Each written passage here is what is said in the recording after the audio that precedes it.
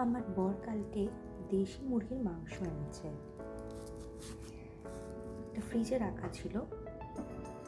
এখন আমি এটাকে রান্না করব। এখানে পেঁয়াজ, আদা, রসুন আর টমেটো মিহি করে পেস্ট করে নিয়েছি, আলু কেটে নিয়েছি, কাঁচা লঙ্কা গাছ থেকে পেরে এনেছি। আর রান্নাটা হবে সর্ষের তেল। কড়াই গরম করতে বসিয়েছি, কড়াই গরম হলে সর্ষের তেল দেবো।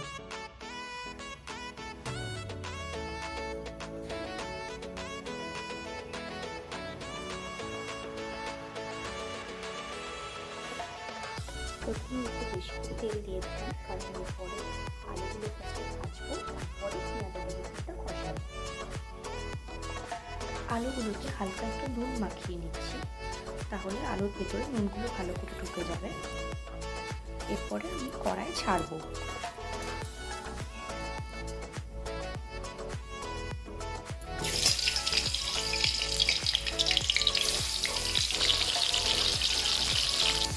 আলুগুলো ভাজা হয়ে গেছে, এবারে তুলে নেব। এবারে যে তেলটা ছিল তার মধ্যে তেজপাতা আর শুকনো লঙ্কা ফোড়ন দিচ্ছি। শুকনো লঙ্কার গন্ধ ছেড়ে গেলে তারপরে বাটাটা দিয়ে দেবো পুরোটা।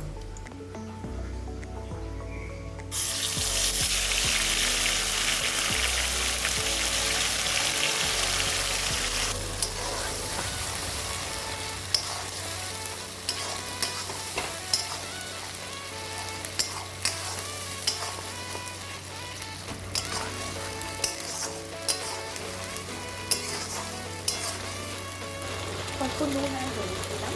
এখন লঙ্কা গুঁড়ো দেবো না, কারণ আমার বাচ্চা খাবে। আর আমি কোনো মশলা দিয়ে রান্না করা পছন্দ করি না, তাই জিরে, ধনে বা যে কোনো গুঁড়ো মশলা আমি কিছু দিই না।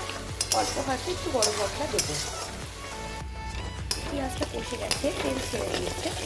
এবারে এর মধ্যে মাংসটা দিয়ে দেবো।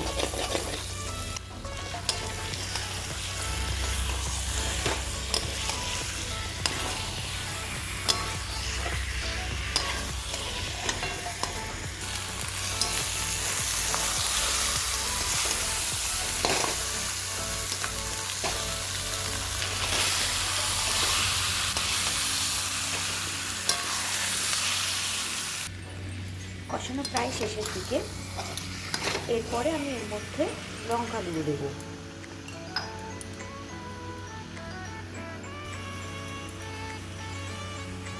আর অল্প দেবো গরম মশলা গুঁড়ো।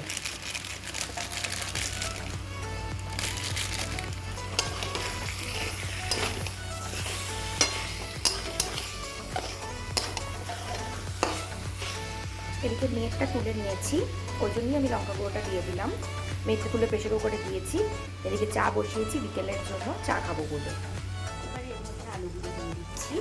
আলুগুলো দিয়ে একটু নাড়াচাড়া করে চাপা দিয়ে দেবো, তারপরে জল দেবো। প্রেশার কুকারে দিয়ে নিয়েছি।